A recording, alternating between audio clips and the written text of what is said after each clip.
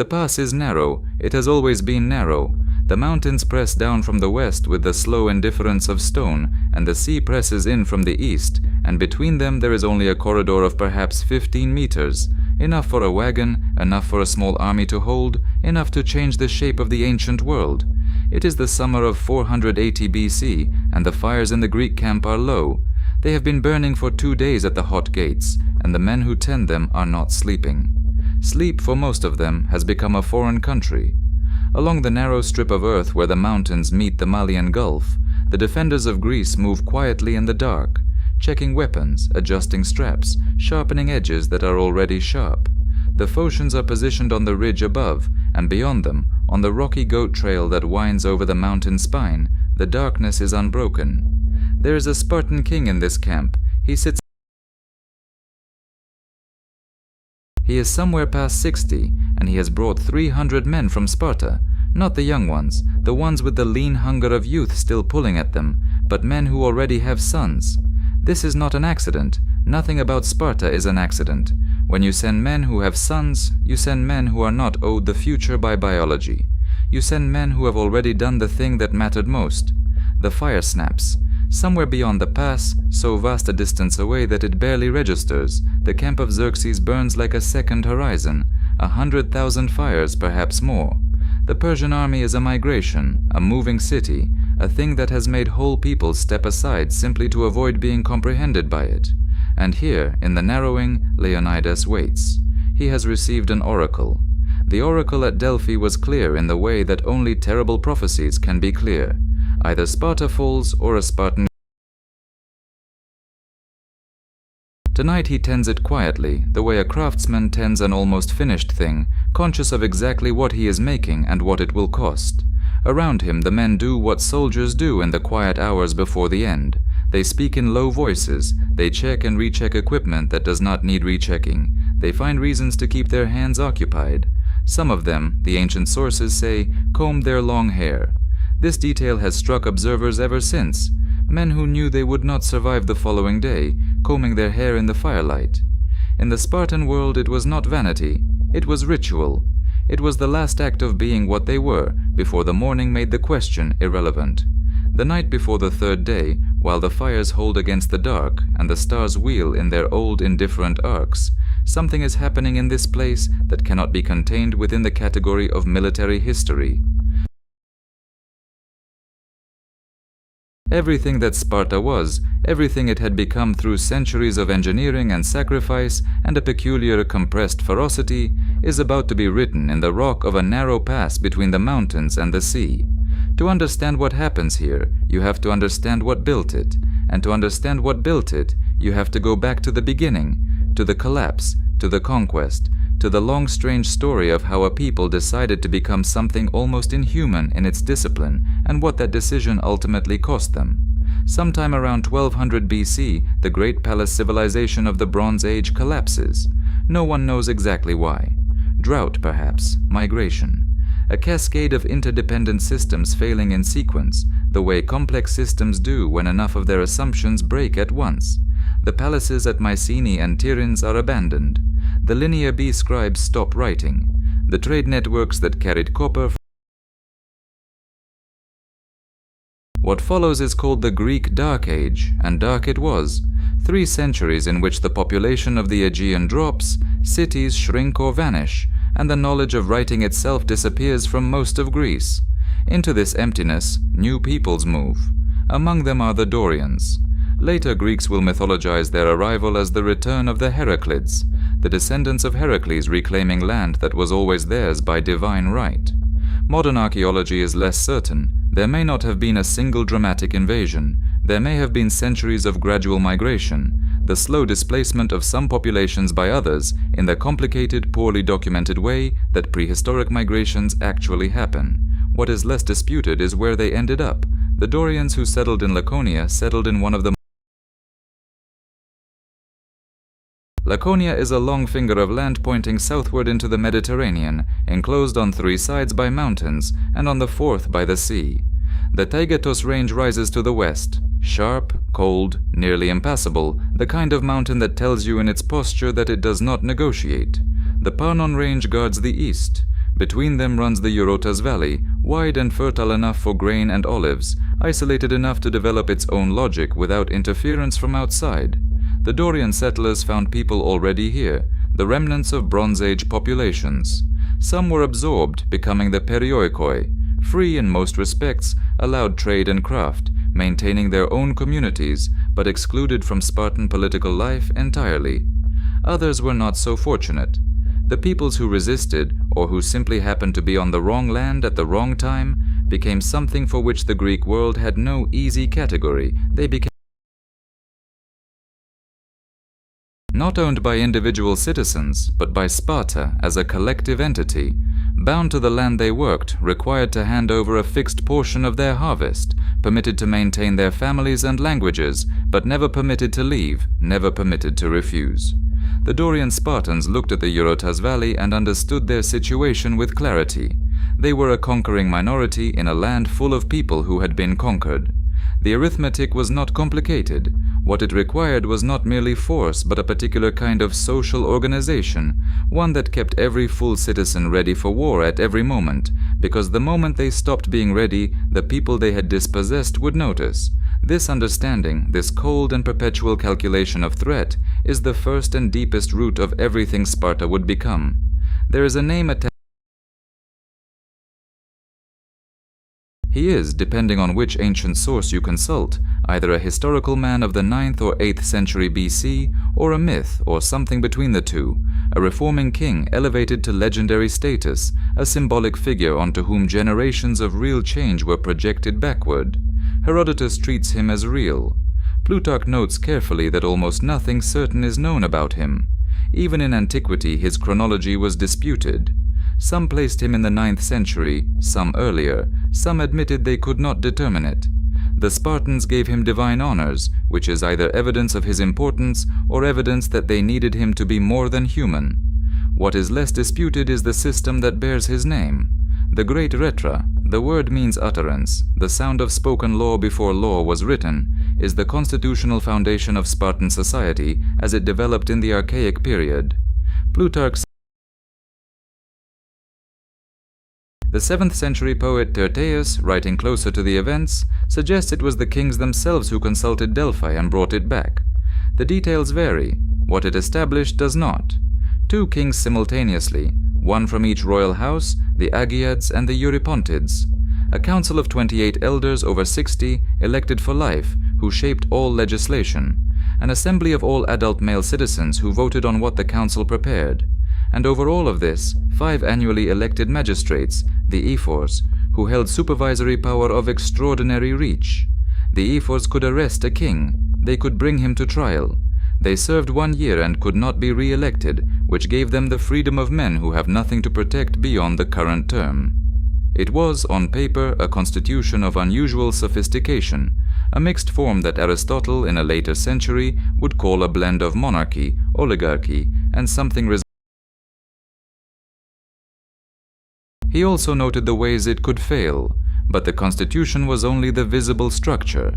Beneath it, woven into the fabric of daily life in ways no constitutional document can fully contain, there was something else entirely, a complete system of human formation, a methodology for making citizens out of children in exactly the way a smith makes iron, through heat and pressure and repetition, until the shape holds.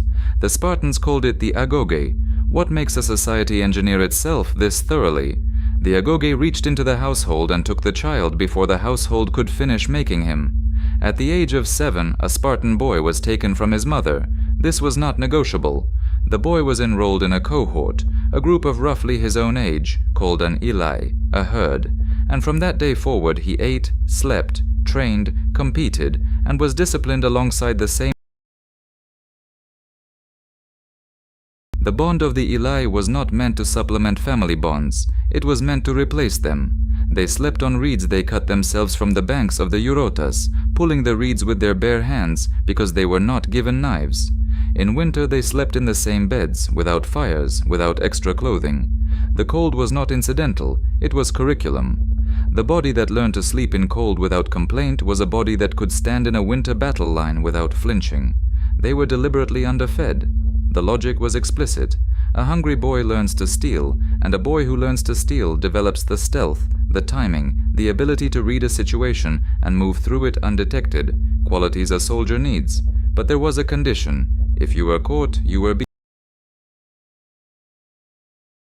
This distinction between the act and its exposure, between the deed and the evidence of the deed, was not lost on the boys who learned it, and it sits uncomfortably in the mind of anyone who thinks about it too long. Plutarch records a story that has become famous. A boy had stolen a fox. He hid it under his cloak. When confronted and asked to account for himself, he said nothing. He kept saying nothing while the fox, hidden against his skin, chewed into his stomach. He said nothing until he collapsed. He died rather than be caught. Plutarch tells this story as evidence of Spartan endurance. The reader is left to notice something else. A child was trained to an attachment to concealment so complete that he preferred death to disclosure. This is not simply courage. It is the product of an education that has confused the boundaries between performance and being, between the role and the self, so thoroughly that the child They learned music and dancing, not for pleasure, but because war songs coordinated the advance, and the physical control required for formal Spartan dance was the same control required to hold a formation under pressure. They also learned something that every system of total discipline teaches, whether it intends to or not: the deep satisfaction of being comprehensible to your peers. In the agoge, the worst condition was not hunger or cold or the night rituals. The worst condition was to be unreadable, to show a face that the group could not interpret, to be unpredictable, to stand outside the shared code. The system produced men who were extraordinarily legible to one another and nearly opaque to everyone else. They learned the precise, compressed speech for which Sparta became famous across the Greek world. Laconic, we still call it, from Laconia, the land. Every word they could remove, they removed. The Spartan wit that ancient writers record, the dry, perfectly calibrated understatement, the reply that contained its own refutation of the question, was not natural talent. It was the product of years spent in a community that rewarded concision and penalized excess in all things, including language. At 20, they became full members of a military unit and ate in the communal mess, the Syssitia. Every full Spartan citizen contributed a fixed monthly quota of grain, oil, cheese, figs, and money for wine. If you could not make the contribution, you lost your citizenship, not formally punished, simply reduced. The mess was both military institution and economic filter, ensuring that the citizen class remained confined to those who could sustain the material requirement of belonging to it. At 30, a Spartan man was a full citizen, Spartiat, homoios, peer, or literally one of the equals. He lived inside the system from The system was the point, but the agoge had a shadow. The shadow was called the crypteia. The word comes from cryptos, hidden, secret. What the crypteia was, exactly, is one of the more disturbing questions in Spartan history, and the answer depends on which ancient source you read and how much you trust each of them. Plutarch is the most detailed. He describes young men, selected from among the best graduates of the agoge, being sent each autumn into the countryside with nothing, no supplies, no companions. They moved by night. By day they hid in rough country, and their mission was to find and kill helots, specifically the strongest, most capable men, the ones who might one day lead a revolt. The state would formally declare war on the helots each year, a legal fiction that served a specific purpose. By declaring war, any killing of helots by Spartans became an act of war rather than murder. The religious and legal architecture was carefully maintained. The violence was not chaotic. It was structured, official, deliberately placed within a framework that absolved the participants. Scholars debate how literally to take this. Some argue the crypteia was primarily a survival and stealth exercise, a final test of the agoge's lessons, and the helot killing aspect was exaggerated. Others point to Thucydides, the most careful of the ancient historians, who records an incident in which 2,000 helots, selected for ability and service, simply disappeared after being honored and promised freedom. No one knew what happened to them. Thucydides records this flatly, without editorial comment. The crypteia, whatever its precise mechanics, was an institutionalization of state terror. The helots were meant to know it existed. The uncertainty, which fields were watched, which men had been marked, was the instrument. It requires only that every helot understand that any night might bring men with short knives to the fields. A culture built around discipline often forgets one thing. Discipline can be inherited, but the reason for it cannot. The Crypteia was built as a practical response to the reality of controlling a vastly larger population. What it built over generations was a society whose instruments of internal control had become so woven into its identity that the Spartans could no longer separate the tool from the purpose. To understand why this system existed at all, you have to spend time with the helots, with the people who worked the land so that Spartiates could dedicate themselves entirely to war. The Eurotas Valley is wide and green and extraordinarily fertile by the standards of a Greek landscape. Olives grow here, grain grows here. The land is good in the abundant way that makes it worth fighting over and worth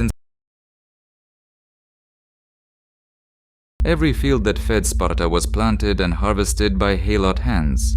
The Spartiate citizen did not farm. Farming was considered beneath the dignity of the citizen soldier, incompatible with the total commitment to military readiness the agoge demanded. So the helots planted and the helots harvested, and a fixed portion of what they produced went to the Syssitia of whichever Spartan family held the land they worked. Herodotus, reporting numbers from the Battle of Plataea in 479 BC, describes 7 helots for every Spartan. The ratio in Messenia, the rich western territory Sparta had seized in the wars of the 8th and 7th centuries, may have been even more extreme. The Spartans were a small minority governing a vast subject population across 2 separate regions, Laconia and Messenia, and the arithmetic of this fact was inescapable. The First Messenian War, roughly 735 to 715 BC, was the initial conquest, brutal and apparently decisive. Then, roughly a generation later, around 660 BC, the Messenians rose. The Second Messenian War was a rebellion of people who had decided that dying in an uprising was preferable to living as they lived. They held out for years, 17 years by the traditional count, led in the surviving accounts by a figure named Aristomenes, a guerrilla commander who became a legend to his own people and to his enemies. He was captured 3 times. He escaped each time. In the end, the rebellion was crushed. The Messenians were returned to the fields, and Sparta emerged knowing something it had perhaps always suspected, but now knew with certainty. The helots would rise again if the pressure ever lifted. There was not a generation of Spartan history, from that point forward, in which the threat of helot revolt was not. The Spartans wrote almost nothing. Everything we know about them comes from people who watched them, and sometimes feared them. The Athenians who wrote about Sparta wrote with the particular mixture of admiration and unease that one feels for a neighbor whose house is always immaculate, and who you suspect maintains it through methods you do not want to know. What the helots thought, what they said to each other in the evenings when the Spartan overseers were elsewhere, this is gone almost entirely. A civilization of more than 100,000 people, lasting for centuries, and we have nearly nothing of their inner life. The silence in the record is itself a kind of evidence. The constitution that governed the Spartans was stranger than it appears from a distance. 2 kings, this alone was unusual. The dual kingship was ancestral, traced to the mythological time of the Dorian settlement, when 2 royal lineages came together in a power-sharing arrangement that became, over centuries, simply the way things were. The king's powers were simultaneously vast and limited. They led the armies in the field with nearly absolute authority. They conducted the state religious ceremonies, maintained the ancestral shrines. Their prestige was immense, and yet they could be put on trial. They could be fined. They could be deposed. The ephors watched them with a gaze that was neither reverential nor hostile, but simply relentless. When a king went on campaign, 2 ephors went with him. They were there to watch, to report. The Gerousia, 28 elders past 60, elected for life, was the legislative heart of the system. Aristotle described their election process with some distaste as essentially a popularity contest. But the men who ended up in the Gerousia had survived the agoge, served their military decades, and knew what Sparta was. The assembly, the appella, voted yes or no, usually by shouting. If the shouting was ambiguous, the Gerousia decided themselves. It was a system designed to be very difficult to change from within. This was its great strength and eventually its mortal weakness. In the bronze and dust of the Greek battlefield, the phalanx was the dominant fact of life. Hoplites, heavily armored in bronze, carrying a large round shield and a long thrusting spear, stood in ranks, typically 8 deep, their shields overlapping so that each man's right side was protected by the shield of the man. The line advanced at a walk that became a jog that became, in the last moments before contact, a controlled rush. And then the shields crashed against enemy shields, and the spears thrust forward, and the back ranks pressed against the front ranks, and the whole business became a grinding, terrible shoving match punctuated by stabbing, a matter of collective weight and will maintained under the noise and terror and smell of blood and bronze. It rewarded 2 things above all else: formation discipline and nerve. If a man stepped back, the man beside him was suddenly exposed. If a file broke and ran, the break became a rout. The Spartans were better at this than anyone, not because they were genetically different, not because they were superhuman, but because they had spent 50 boys who had slept on cold reeds and stolen food in the dark and been beaten for flinching. Those boys, 20 years later, could stand in a collapsing battle line with a confidence born of the deepest possible habit. The Spartan soldier wore his hair long. This was not vanity, it was signal. I have time for nothing but war. The long red cloaks they wore in battle, the crimson that would not show blood, were another statement. We are professionals. This is not an emergency mobilization of farmers with spears. This is what we are. The flute players who marched with the Spartan army drew comment from every observer who noted them.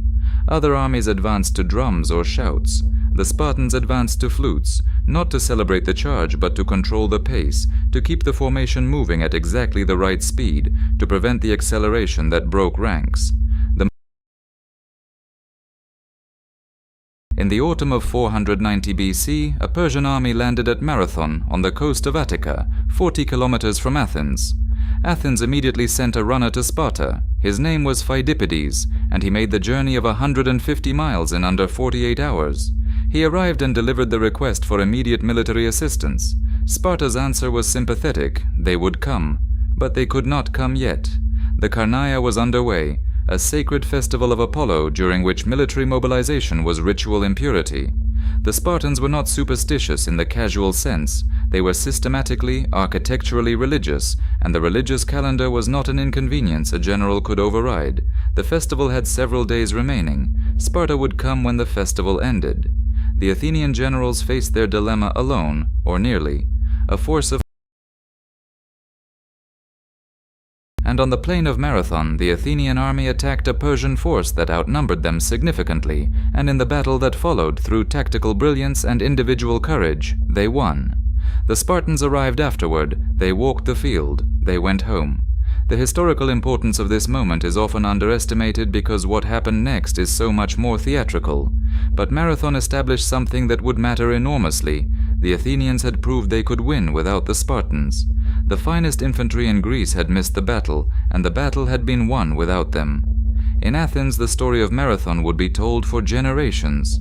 A city had discovered it did not need its most famous protector, and that discovery would not be forgotten. Now we return to the pass. In the summer of 480 BC, Xerxes leads an army into Greece that ancient sources describe in numbers. Even the most conservative modern estimates suggest something between 100,000 and 300,000 soldiers. It moves south through Thrace and Macedonia, and the Greek defensive strategy, debated through a winter of difficult negotiations, settles on Thermopylae. A force of perhaps 7,000 Greeks assembles there under the nominal command of Leonidas. The Spartans are represented by 300 men, the royal bodyguard, the Hippes, plus several hundred Perioikoi and Helots. The rest is drawn from Peloponnesian allies, from Thespiae, from Phocis. The force was never intended to hold the pass forever. The plan was to hold long enough for the fleet to engage at Artemisium, for the defense to be organized into something more comprehensive. The hot gates were a delay. For 2 days the delay worked. The pass gave the defenders everything the phalanx needed. No room to flank, no room to deploy cavalry, no room to bring numerical advantage to bear. The Spartans fought with what the accounts describe as something between discipline and artistry, the controlled advance and retreat, the feigned flight that lured pursuing Persians into the killing ground, the rotation of fresh troops that kept the front line sharp. Herodotus describes the Persians driving their men forward with whips, while the Spartans fought forward from the deliberate choice of men who had trained their entire lives for this function. Xerxes, according to Herodotus, rose from his throne 3 times during the battle in anxiety at what he was watching. Then Ephialtes came. He was a local man, a Greek, and his name would become synonymous with betrayal in Greek memory. He went to Xerxes and told him what Xerxes. The Anopaia trail wound over the mountain spine and came out behind the Greek position. It was narrow and difficult, but passable. Xerxes sent the Immortals, his elite infantry, through the trail overnight. The Phocian defenders on the ridge heard them coming, grabbed their weapons, and prepared to fight. The Immortals, finding resistance where they had expected none, simply climbed around the Phocians and continued down the mountain. A Greek runner brought the news to Leonidas in the early morning light. What happened next is the story that would outlast the battle itself, outlast Sparta, outlast almost everything except the imagination's capacity for the idea of a perfect sacrifice. Leonidas sent the bulk of the Greek force away. Most went. The Thespians refused. Their city lay directly in the Persian path, and Leonidas stayed with his 300 and the Thespians at the narrowest part of the pass, with the Persian army coming from 2 directions. They fought through the morning until the spears were gone, and the combat was hand-to-hand in the rubble and bronze of the pass. Leonidas died in the fighting. The survivors drew back to a small rise at the end of the pass, and were surrounded, and the Persians killed them with arrows when they would not break. Xerxes ordered Leonidas's head cut off and placed on a spike, an action Herodotus notes as highly unusual for the Persian king, who respected brave enemies. The mutilation is, in its way, a measurement of how much those 3 days had cost. The Persians moved south. Athens was evacuated and burned, but the Athenian fleet fought the Battle of Salamis and destroyed the Persian navy in the channel between the island and the mainland. Xerxes went home, and in the summer of 479 BC, on a plain near Plataea in Boeotia, the Spartan general Pausanias assembled the largest Greek army that had ever fought together and faced Mardonius. The battle was chaotic and extended over days. Mardonius died in the fighting. A Spartan soldier threw a rock, Herodotus says, and hit him squarely in the head. With Mardonius dead, the Persian army broke. The Persians would never invade mainland Greece again. And across the Greek world, the name and image of the 300 were already solidifying into something that would outlast the Persian wars by 25 centuries. The legend that discipline and sacrifice, in a narrow pass, could say something true about what human beings are capable of when they are willing to choose how they die. After the Persian Wars, Sparta held a position in the Greek world it had not held before, the prestige of the savior, the city whose soldiers had stood at the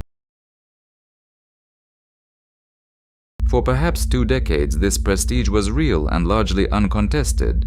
Then the long quarrel began. Athens, in the years following Salamis, had grown extraordinary. Themistocles' naval program had made it the dominant maritime power in the Aegean. The Delian League, formed to continue the war against Persia, was, under Athenian management, becoming an empire. The treasury moved from Delos to Athens. The tribute built the Parthenon. The allies who had joined a defensive league found themselves unable to leave it. Athenian garrisons appeared in important ports. Athenian courts took jurisdiction over certain allied cases. The league looked from the outside less and less like a free association. Sparta watched this with the combination of discomfort and strategic caution that characterized its response to Athenian ambition. There were smaller wars.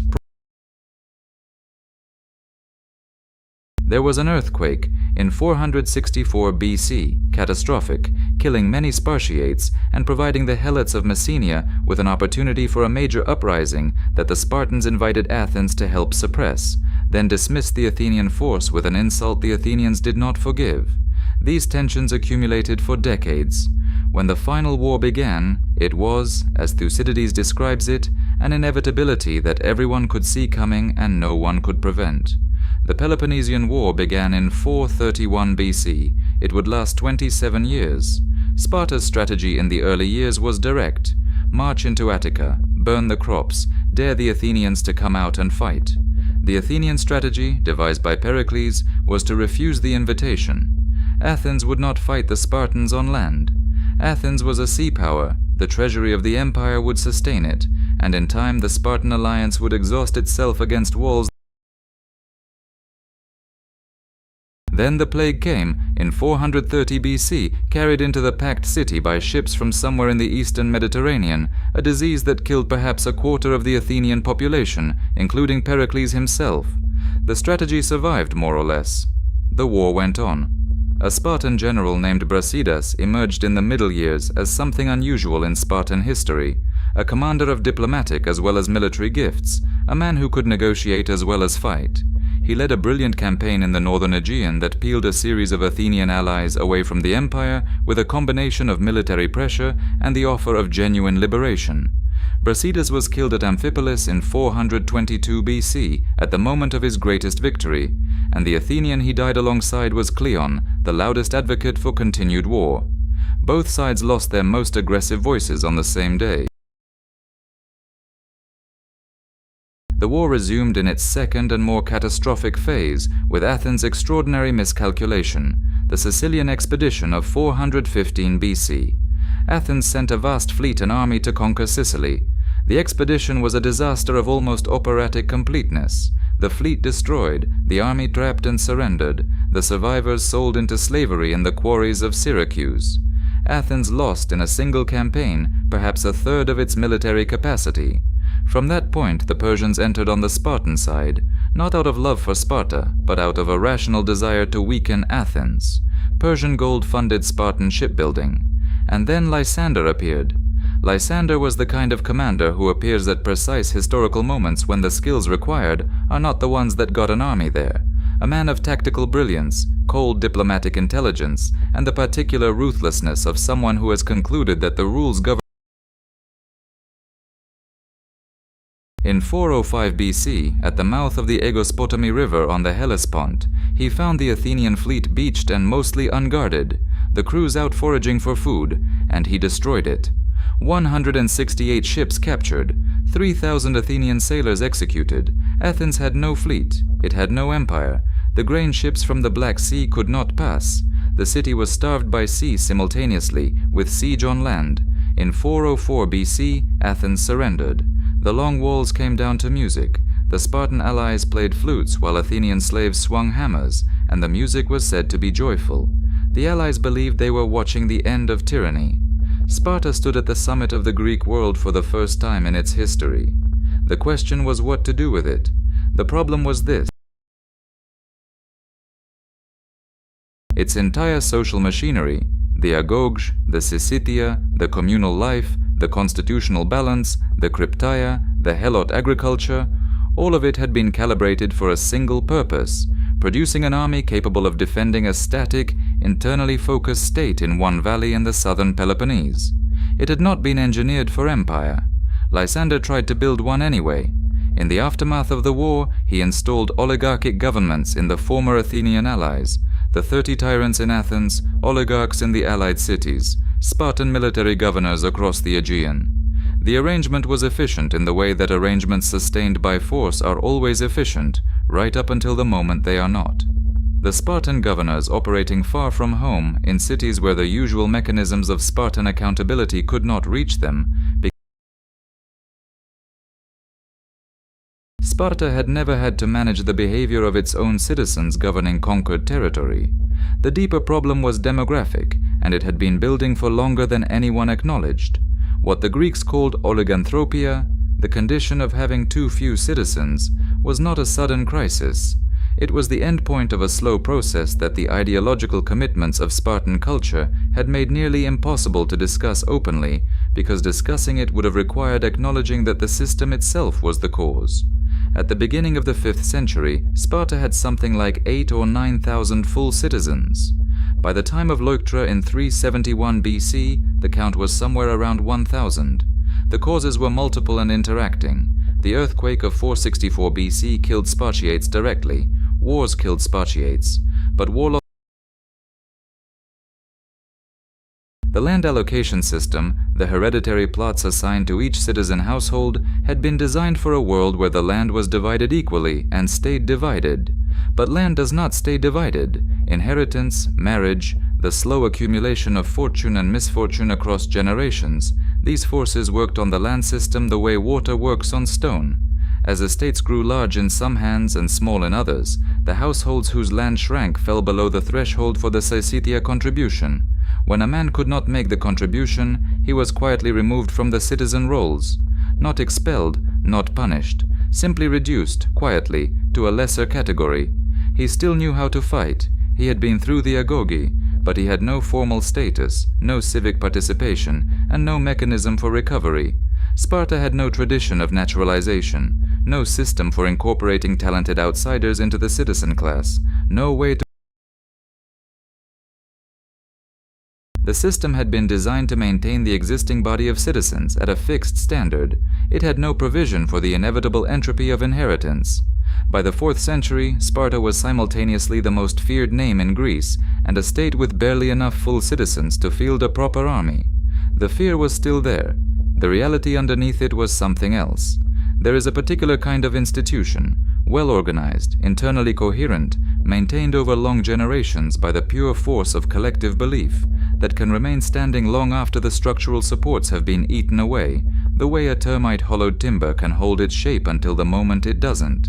Sparta in the early 4th century was such an institution. The name still carried weight. The red cloaks were still visible on battlefields.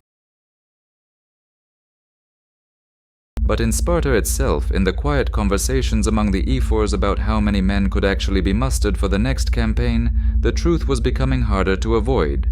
North of the Isthmus, in Boeotia, a city that had been Sparta's pliable ally during the Persian Wars and its difficult neighbor ever since, was undergoing a transformation. Thebes had a general named Epaminondas. He had studied philosophy under a Pythagorean teacher. He was known for personal simplicity and the kind of measured, unshowy courage that is different from the performative bravery of men who need to be seen as brave. He had a close companion named Pelopidas, with whom he shared both friendship and military purpose in the deepest form of ancient loyalty, and he had understood something about the conventional phalanx placed its best troops on the right wing. Tradition, convention, the place of honor in every Greek army from the archaic period forward. The Spartans were always on their right wing. Their right wing was always the most dangerous thing on any Greek battlefield.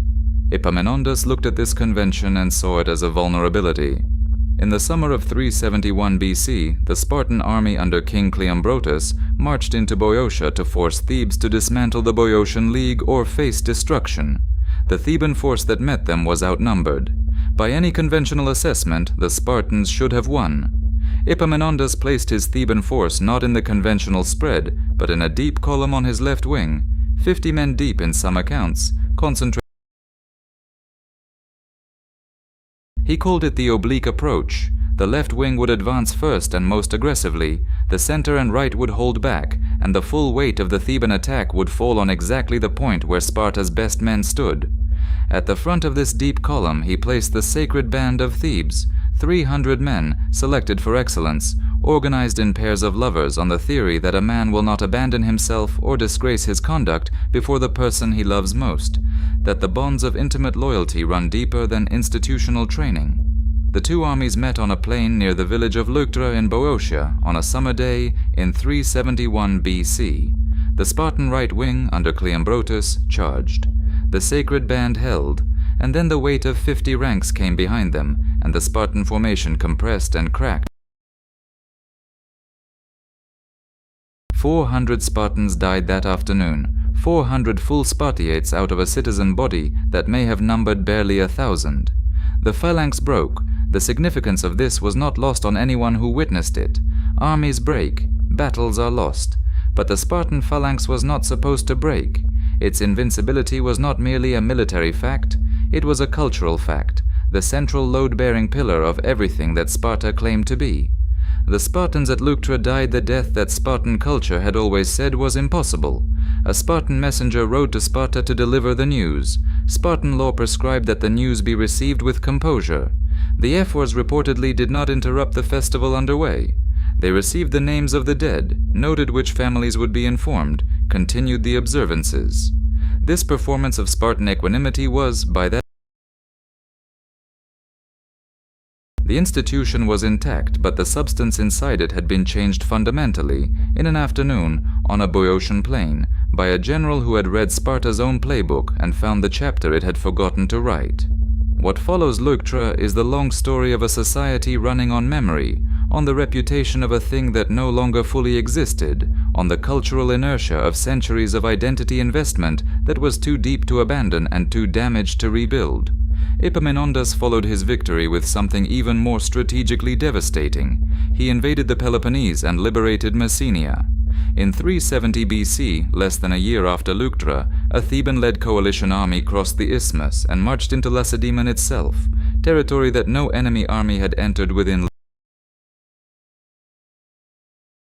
The walls of Sparta, Sparta that had no walls, whose soldiers were its walls, whose identity was bound to the very fact of its unwalled confidence. Those invisible walls were breached by an army that simply walked in.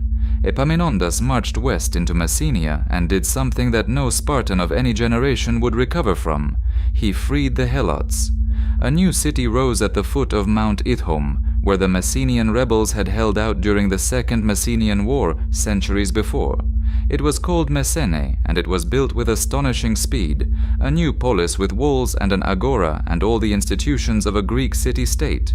The Helots who had worked Spartan estates since the First Messenian War were now citizens of a free Messenian state. The mathematics of Sparta collapsed with them. Without Messenia, Sparta lost the agricultural base that fed the Syssitia. Without the Syssitia, the citizen rolls shrank further. Without the army, the hegemony was fiction, and without the hegemony, the period of Spartan domination, perhaps 3 decades from the fall of Athens to Leuctra, was over. Epaminondas died at the Battle of Mantinea in 362 BC, killed at the moment when his charge had broken the enemy line. He died knowing he had won the battle. He died having broken Sparta's myth. He died having, in 10 years of campaigning, rearranged the Greek world more comprehensively than any general since the Persian Wars. The Greek world he left behind was one without a hegemonic power. No city could dominate.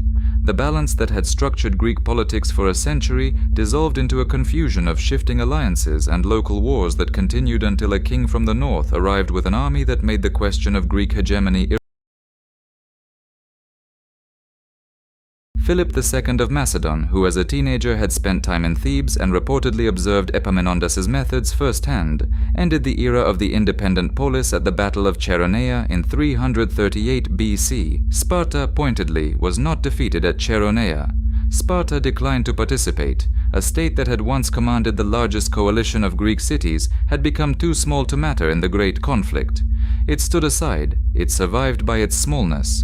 There is something almost poignant in this withdrawal. Sparta, the city that had always defined itself in opposition, that had organized its entire social existence around the confrontation with overwhelming force, stepping back from the most consequential confrontation of the age because it no longer had the men to make the confrontation meaningful. The city of the 300, of Thermopylae, of the unwalled confidence, that city watched Philip of Macedon rearrange the Greek world. The world had grown larger than the valley, and the valley could not keep pace. The decline of the 4th century did not produce in Sparta the kind of reflection that the situation, from the outside, seemed to demand. The institutional framework that had produced the crisis was also the framework that made clear-eyed assessment of it nearly impossible. To acknowledge that the citizen roles were too small was to suggest that the citizenship system needed reform. To suggest that was to suggest that Lycurgus had been wrong. And Lycurgus could not be wrong because Lycurgus was not really a man anymore. He was the identity of the state. There were reformers. They came too late. Agis IV became king in 244 BC, a young man of genuine idealism who looked at Sparta's condition and proposed what he believed was a return to foundations. cancellation of all debts, redistribution of land into equal lots, expansion of the citizen rolls to include worthy perioikoi. He was explicit that these were restorations, not innovations. He was trying to make Lycurgus more Lycurgan. His opponents were the people who held the wealth he proposed to redistribute, and they were embedded in every institution of the Spartan constitution. The dual kingship meant his co-king could obstruct him, the Gerousia could veto, the ephors could arrest. All these mechanisms were deployed.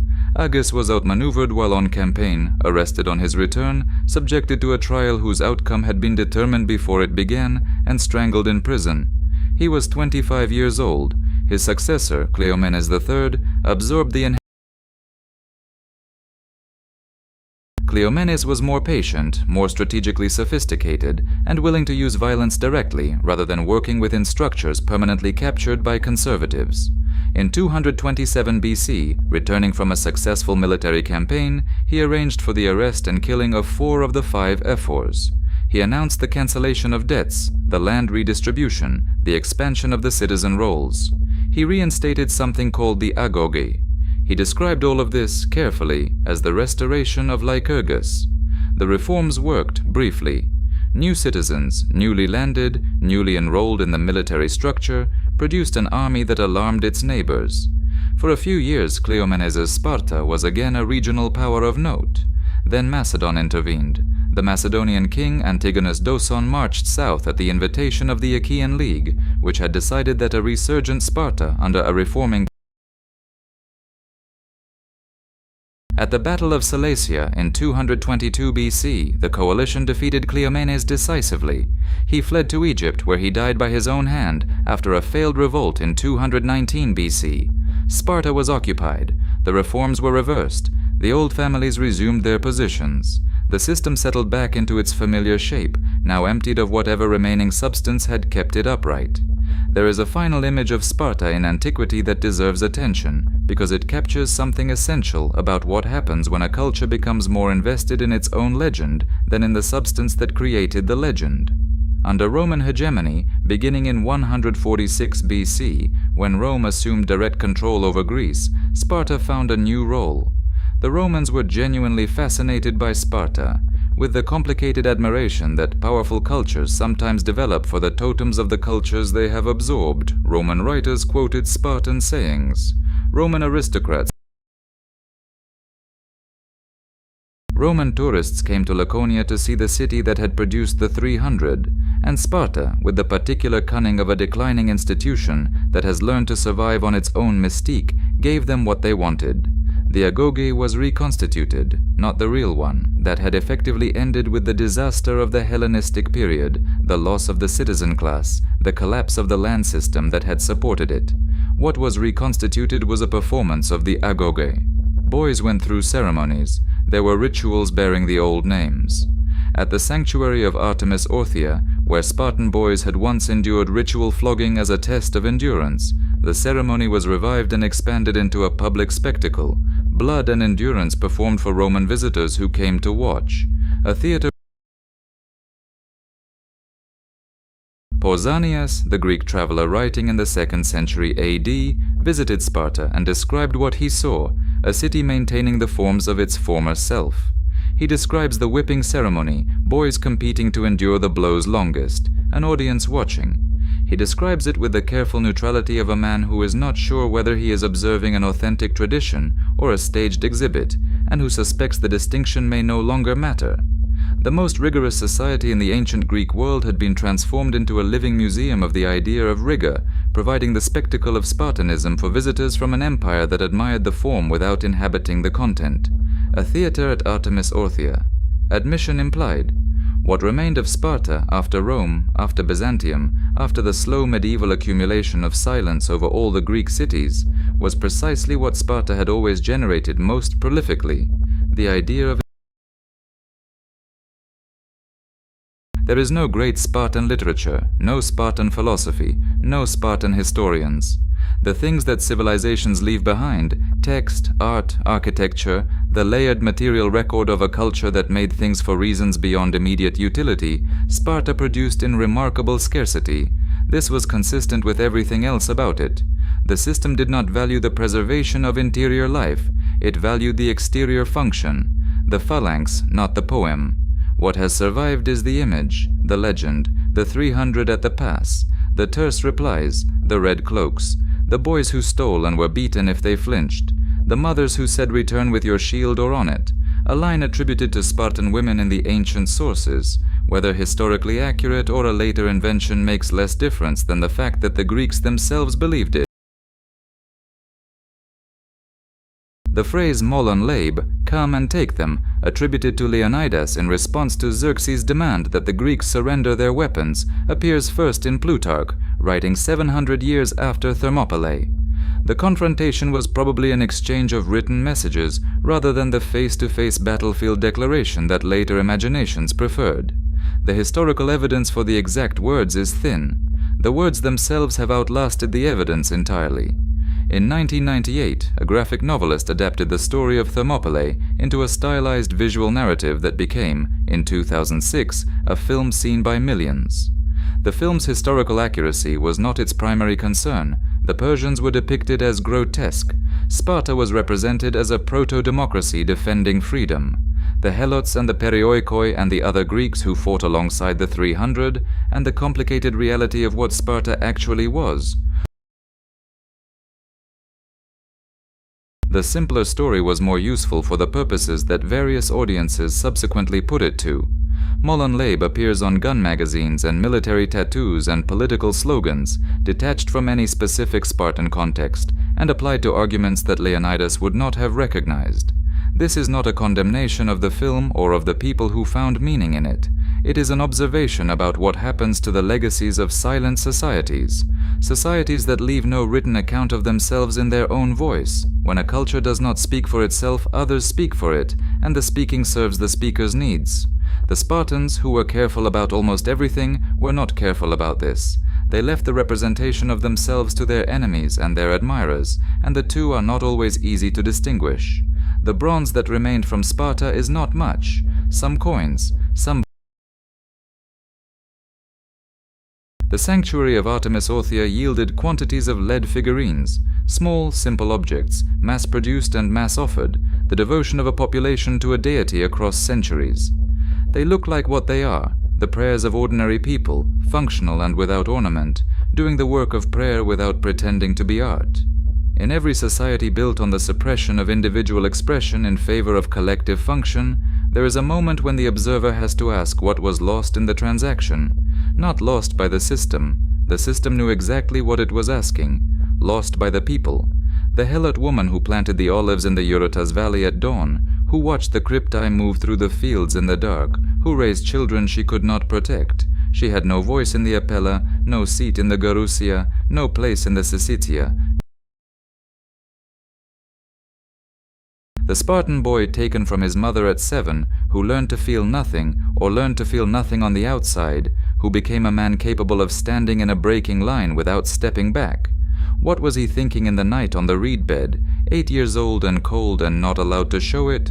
We do not know. The Agoge trained out the question along with the flinch. The Spartiates themselves, the men who survived the Agoge and stood in the phalanx and voted in the assembly, lived inside a coherence that the rest of the Greek world could admire but could not replicate. A system of total social investment in a single purpose that produced for several centuries soldiers of extraordinary quality and a community of extraordinary solidarity. What the system could not produce was flexibility. It could not adapt its citizenship criteria when the mathematics demanded adaptation. It could not open itself. It could not acknowledge what the Helots costed, not just in the practical cost of controlling them, but in the cost of being the kind of society that required them. At Leuctra, 400 Spartans died in an afternoon.